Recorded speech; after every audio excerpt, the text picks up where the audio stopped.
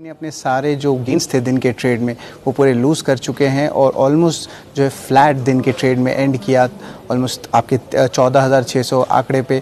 उसके अलावा लगातार तीसरे दिन ज़रूर निफ्टी में ग्रोथ देखने को मिली है। ओवरऑल जो ब्रॉडर इंडिसेस की बात करें तो आज भी आउट परफॉर्मेंस देखने को मिला। एडवांस डिक्लाइन रेशियो ऑलमोस्ट 2:1 पे था।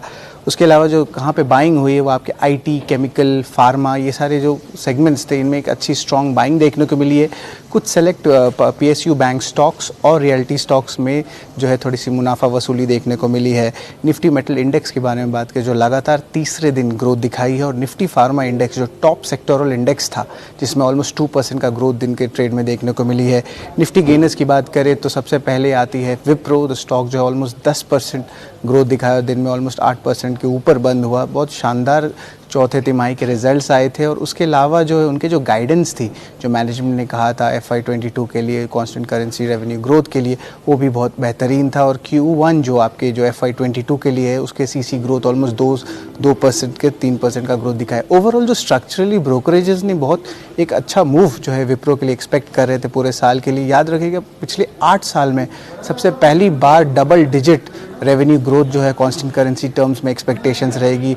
और उसके अलावा पिछले 10 साल से उनके जो आईटी पीयर्स हैं वो जो है एक अंडर परफॉर्मेंस देखने को मिल रही थी। और याद रखिएगा जो लास्ट ईयर है 2 बड़े इंपॉर्टेंट एक्विजिशंस थे तो उसके सिनर्जीज देख सकते हैं। ब्रोकरेजेस ने भी एक थम्स अप दिया, तो उसमें सिटी ने जो टारगेट प्राइस है 450 रुपये से लेके माफ़ करिएगा बढ़ा के अब 510 रुपये तक कर दिए हैं। और उसके अलावा एबिट एस्टिमेट्स में भी ग्रोथ का एक्सपेक्टेशन है ऑलमोस्ट 2 to 3% लेके। CLS से जो है थोड़ा सा मिक्स्ड रिव्यू दिया है विप्रो के लिए, और अंडर परफॉर्म रेटिंग रखा है स्टॉक के लिए, और टारगेट प्राइस रखा है 450 रुपये के लिए विथ रिटेन करके वेट एंड वॉच स्टांस करके। उसके अलावा हिंडाल्को के बारे में बात करेंगे, स्टील के सेक्टर की स्टॉक है जो स्टॉक ऑलमोस्ट 6% अब तक दिन के ट्रेड में।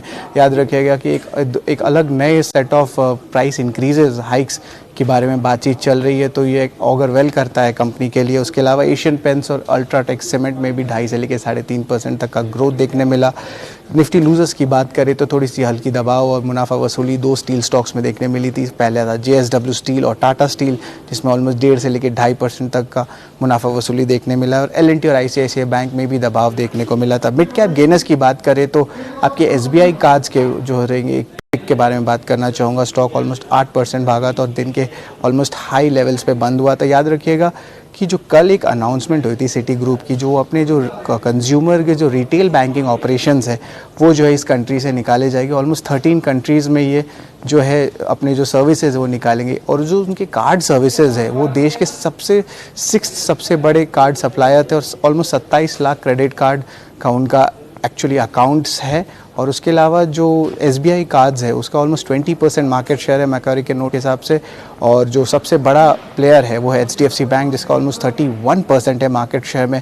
तो ब्रोकरेजेस को लगता है कि SBI कार्ड्स जो है एक अच्छे रनर हो सकते हैं सिटी के कार्ड्स बिजनेस को लेने के लिए। उसके अलावा camps, angel broking, DCM Shriram में भी बहुत अच्छा परफॉर्मेंस मिड कैप स्पेस में देखने मिला। ये सारे स्टॉक्स ऑलमोस्ट 10% के ऊपर का आज ग्रोथ दिन के ट्रेड में दिखाने मिला। मिड कैप लूजर्स में बात करें तो प्रेशर आपके वी-मार्ट रिटेल में थी क्योंकि सेकेंड वेव ऑफ कोविड आ गई, और रियल्टी जो स्टॉक्स के है आपके प्रेस्टीज ले लीजिए, ब्रिगेड ले लीजिए, शोभा ले लीजिए, ये सारे स्टॉक्स 1.5 से लेकर 2.5% तक का प्रेशर दिखा रहे थे मिड कैप स्पेस में।